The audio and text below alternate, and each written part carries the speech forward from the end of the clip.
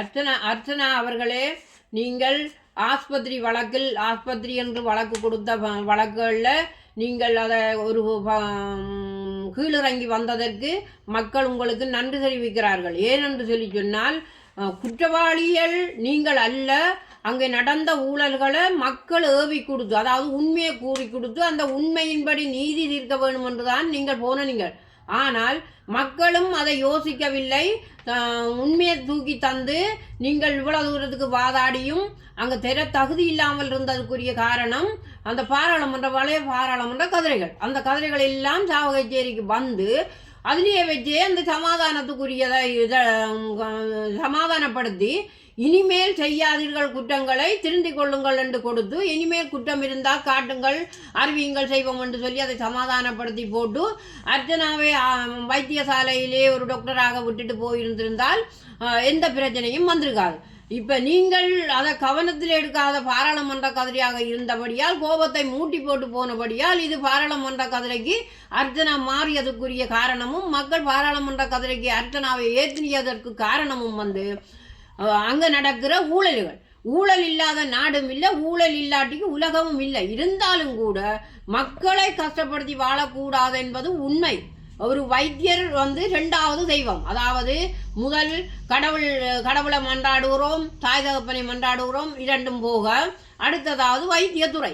இந்த வைத்தியத்துறையில் பாவங்கள் சாபங்கள் நிறைந்து தண்டனைகள் கிடைக்கக்கூடிய நேரடி தண்டனை ஆனபடியால் அதிலிருந்து மக்கள் பயப்படுகிறார்கள். அன்று உங்களிடம் சொல்லிய மக்கள் கூட, அதாவது இப்படி குற்றங்கள் நடக்குதுன்னு காட்டி தந்த மக்கள் கூட பிணையெடுக்க முடியாத அளவுக்கு இது ஆஸ்பத்திரியை வைத்தியத்துறைக்கு எல்லாரும் போக வேண்டிய தேவை ஒரு கோயிலுக்கு தான் போகணும். அதே போல அந்த கோயிலுக்கு போக வேண்டிய தேவை இருக்கு. அந்த இடத்துல அவர் இருக்கும் வரைக்கும் பழிவாங்கல் ஒன்று நடக்கும். ஆனபடியால் பழிவாங்கலை நீங்கள் பாராளுமன்ற கதிரைக்கு எடுத்து அதை இங்கே சமாதானப்படுத்தி இருந்தால் உங்களோட பிரச்சனை வந்திருக்காது. இங்கே சமாதானப்படுத்த தவறிய பட்சத்தில் நீங்கள் பாராளுமன்ற கதிரையை கொண்டு சென்று அங்கே எடுத்து சமாதானப்படுத்தி சமாதானத்துக்கு வந்ததுக்கு நாங்கள் மக்கள் உங்களுக்கு நன்றி தெரிவிக்கிறார்கள். ஏனென்று சொன்னால் இது வைத்தியத்துறை நாங்கள் எல்லாரும் வைத்தியத்துக்கு போகணும். வைத்தியத்துறையில் அவர்கள் பழி வாங்குவார்கள். ஆனபடியால் உங்களை சாட்சியிலேருந்து மீட்க முடியாதவங்க கூட இருந்தார்கள். நீங்கள் அன்றைக்கு நடந்ததை சாட்சியாக நீங்கள் கோனில் எடுத்து வச்சிருந்தபடியாக தான் அந்த சாட்சியத்தை கொண்டு போவீர்கள். இல்லை, இன்றைக்கும் மக்கள் உங்களுக்கு சாத்தியமாக உங்களுக்கு வரல. அதாவது நீங்கள் வழக்கு கொண்டே கொடுத்தீர்கள், அதை வெட்டுறதுக்கு வரலாம் தானே. அந்த வழக்கை வெட்டக்கூடியதாக ஆர்ப்பாட்டம் எடுத்துக்கொண்டே எனக்கு இது நடந்தது இப்படி நடந்தது வந்திருக்கலாம் தானே. ஏன் வரவில்லை? மக்கள் வர முடியாது. நீங்கள் அதை சமாதானத்துக்குள்ள கொண்டு போனது நல்லது. சில விடயங்களை சமாதானத்துக்கு கொண்டு போங்கள். அன்பால் எடுக்கக்கூடியதை அன்பால் எடுங்கள், கோபப்படாதீர்கள். சில விடயங்கள் ஆஸ்பத்திரி உண்மையான கடவுள், இரண்டாவது கடவுள் ஆஸ்பத்திரி ஆனபடியால் அந்த இடத்துல அவர்கள் தாங்கள் திட்டம் போட்டு செய்கிறார்களா அல்லது அக்கறை ஈனமாக செய்கிறார்கள், அதற்கு நீங்கள் எடுக்கலாம். அந்த அக்கறை ஈனங்களை தூக்கி போடலாம். நானும் ஆஸ்பத்திரியில் கிடந்தேன், அக்கறை ஈனங்கள் அங்கே நிறைய உண்டு. அதை தட்டி கேட்டானால் கேட்கக்கூடிய வகையிலே அங்கே இல்லையே. ஆனபடியாக தான் நாங்கள் கேட்க விரும்பாமல் இருக்கிறோம். ஆகையால் அதிலேருந்து நீங்கள் மீண்டு வந்தது நல்லது. மக்களுக்கு உரிய, அதாவது நான் ஒரு வழக்கை தந்தால் நான் அந்த வழக்கு முடியும் வரைக்கும் நான் முன்னிக்க வேணும். பெறுவீர்களாண்டு ஆதாரம் உள்ள சாட்சிகளோடு எடுத்து அந்த வழக்குகளை நிரூபித்து கொண்டு போக வேணும் என்பதை நான் உங்களிடமிருந்து கேட்கிறேன். ஆதாரம் இல்லாமலோ அல்லது போனால் திரும்பி நான் வழக்கத்தாரன் நான் திரும்பி அதை தட்டி கேட்கறதுக்கு இல்லாத பட்சமாக இருந்தால் அந்த வழக்கு எடுக்கக்கூடாது. ஏன்னு சொன்னால் இருந்தே வழக்குகளை இல்லாமல் நீங்கள் குற்றவியல், அதாவது அனுராக் வந்தது என்று சொன்னால் நான் குற்றத்தை பிடிப்பேன். நாங்கள் குற்றத்தை காட்டி கொடுவோம். நாங்கள் எதிர்கட்சி என்பதோ அதான் பொருள். நாங்கள் குற்றத்தை காட்டி தருவோம். பிடிக்க வேண்டியது அரசு. அதை மடக்கினால் அடுத்த முறைக்கு அரசாங்கம் போக மாட்டுது. நாங்கள் அரசாங்கத்தை குற்றவாளி என்று சொல்லுவது நாங்கள் உண்மை சம்பவத்தை கொண்டு தந்தோம், அந்த சம்பவத்துக்கு நீங்கள் செய்யலை என்று சொன்னால் அது அரசாங்கத்தில் குற்றம். ஆனபடியால் நீங்கள் இவ்வளவுக்கு நீங்கள் செய்ததுக்குரியதாக நன்றி. நான் ஒவ்வொரு முறையும் நான் அன்றிலிருந்து இன்று வரையும் உங்களை ஒவ்வொரு கிழமையில நான் அர்ச்சனை கொடுக்கணும். அந்த அர்ச்சனையில் உங்களோட பேர், விசைன்ற பேர், அனுரான்ற பேர் கொடுக்குறோம். ஏன்னு சொன்னால் 70 வருஷத்துக்கு பின்னால் அனுரா உங்களுக்கு ஒரு நல்ல முறையிலே அவர் செயல்படுறார். தவறுகள் உண்டு, தட்டி கேட்குறதுக்கு அவரும் தமிழ் கதைக்க வேணும், தட்டி கேட்கலாம். தமிழ் கதைக்க தவறு நான் பக்கத்தில் இருக்கிறோன்னு சொல்கிறது தான் அவர் கேட்பார். ஆனபடியால் நாங்கள் செய்ய முடியாது. அர்ச்சனா அவர்களே, நீங்கள் மக்களுடைய வார்த்தையை கேட்டு செங்கலது நீங்களும் ஒன்று உங்களுக்கு இல்லாட்டி பரவாயில்லை. நீங்கள் ஏறினா பிறகுதான் இன்றைக்கு பாராளுமன்றத்துக்கு இருக்கிறது வெட்டைக்கு வருது, ஊருக்கு இருக்கிறது பாராளுமன்றத்துக்கு போகுது. ஆனபடியால் நீங்கள் தட்டி கேளுங்க. உங்களுக்கு அங்கே இருக்க அவன் தந்தான் தெரியலன்றது விஷயம் வேறு. அது தெரான்ன்றது எங்களுக்கு நல்லாக தெரியும். இவ்வளோ காலம் பாராளுமன்ற கதிரை கொண்டே கொடுத்து ஒன்றும் தெரியல. தெரான்ன்றது எங்களுக்கு தெரியும். தட்டி கேளுங்கள்.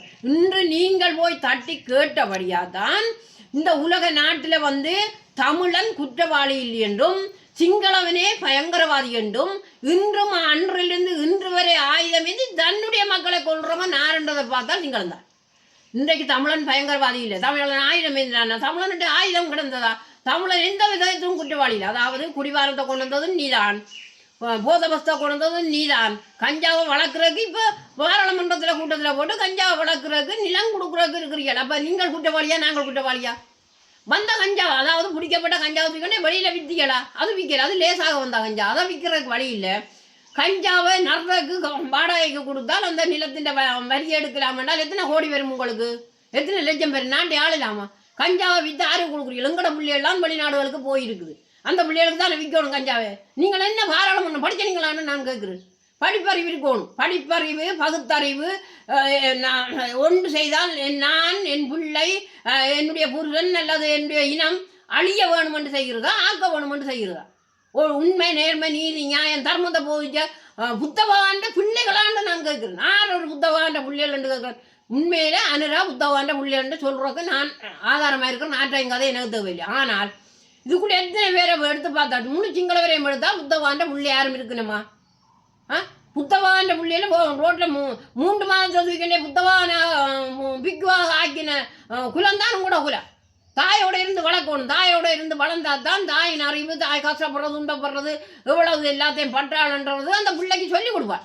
அது இல்லாமல் 3 மாதத்தால் கொண்டு போய் புத்தவிக்கு பின்னால் வளர்த்து புத்தவானுகளை வளர்த்து அவங்க சங்கட கட்டுப்பாட்டுகளை வளர்த்து உண்மை, நேர்மை, நீதி தவறி வளர்த்ததால இன்றைக்கு உலக யுத்தம். நான் கேட்குறேன், நீங்கள் இருந்து வெளிநாட்டுக்கு பிக்குகளை அனுப்புறீர்கள், சிங்களவரை அனுப்புறீர்கள், இந்த நாட்டை வித்து வித்து வித்து அனுப்புறீர்கள். அங்கே ஏன் அனுப்புறீர்கள்? இந்த நாட்டை ஆடுறதுக்காக. உங்களோட சிங்களவன் இங்கேருந்து ஆண்டிருக்கலாம் தானே, ஆளாமல் இங்கேருந்து சேர்த்து வெளிநாடுகளில் உறீர்கள். எதுக்காக உறீர்கள்? இந்த தமிழனை பார்த்து எவ்வளோ கேவலப்படுத்தி சித்திரவதைப்படுத்தி கொள்றீர்கள். இந்த கொலையை உங்களுக்கு அங்கே வெளிநாட்டில் செய்தால் என்ன செய்வீர்கள்? ஏன் வெளிநாட்டு போறீர்கள்? இந்த நாடு உங்களோட நாடுன்னா நீங்கள் ஏன் வெளிநாட்டுக்கு போறீர்கள்? அங்கே போயிருந்து கையை நேர்ந்துறீர்கள். இங்கே உங்களுக்கு சம்பளம் இல்லை தாரீர்கள். வடிவா வேண்டி சிந்திருக்கலாம் தானே. இப்போ ஏன் அங்கே இருக்க அமெரிக்கன் வந்தான், அவன் வந்தான், இவன் வந்தான், நாடு பார்க்க முடியாதுன்னு கூட இராணுவமுங்க, தளபாடங்களுங்க, இராணுவ தளபாடங்களுங்க எது கிடக்கு உங்களுடைய அடிக்கக்கூடியதை போடி போய் அவன் வந்துட்டான்னா நாங்கள் சரணடைகிறோம் கைவிலங்கு போட கொடுத்துருங்க. கண்டித்தனமே இந்த நாட்டை அப்படி தான் கொடுப்பீங்க, கட்டாயமாக கொடுப்பீங்க. எங்களுக்கு வந்து வடக்கு கிழக்கையும் பிரித்து இந்த நீங்கள் ஆளுங்கள் என்று சொல்லி தந்துட்டு பாருங்க. அண்டையிலேருந்து தமிழன் எப்படி நிம்மதியாக வாழ்றான், தமிழன் எந்த கெட்டதையும் செயலும் இல்லை. சிங்களமே நீ கண்ணீரிஞ்சோத்தோடு இருப்பாய். உனக்கு ஆமையோடு வந்தது அதுக்கு தான், பிச்சேடன் தான் ஆமையோடு வந்தது. விசிறி தந்தது விசுக்கிறதுக்கு. நீங்கள் இது விசுக்கியே வாழுங்கள், சிறையில் வாழுங்கள் தான் உங்களுக்கு தந்தது. இது நடந்து தான் தீருங்க. தமிழன் ஊற்றின கண்ணீர் ஒவ்வொன்றும் சிங்களத்தில் விழுந்திருக்கா இல்லையா? இன்றைக்கு வெளிநாடு ஆயுதம் தந்து தமிழனை அழிச்சது கண்ணீர் ஊத்தனமா இல்லையா?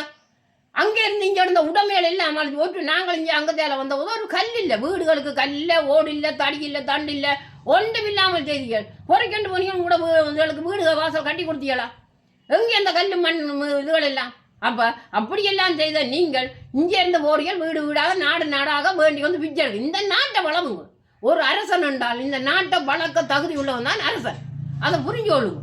புரியாமல் பாராளுமன்ற கதில் சம்பளத்தை எடுத்துட்டு ஓடுவோம். இவ்வளோ காலம் ஓடினார்கள். அப்படித்தான் நாங்கள் இங்கே இருந்தாலும் முழுக்கலை எடுக்கலாம்னு எடுத்தார்கள். அவ்வளோதான்.